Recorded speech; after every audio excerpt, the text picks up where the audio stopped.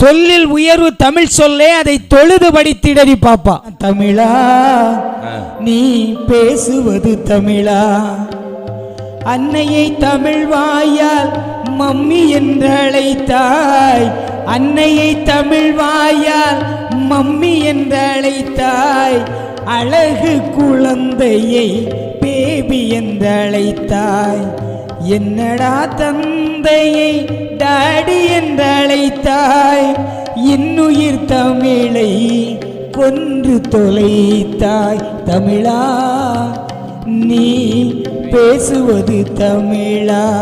அப்ப இன்னைக்கு தமிழை இன்றைக்கு கொலை செய்து கொண்டிருக்கின்றார்கள்.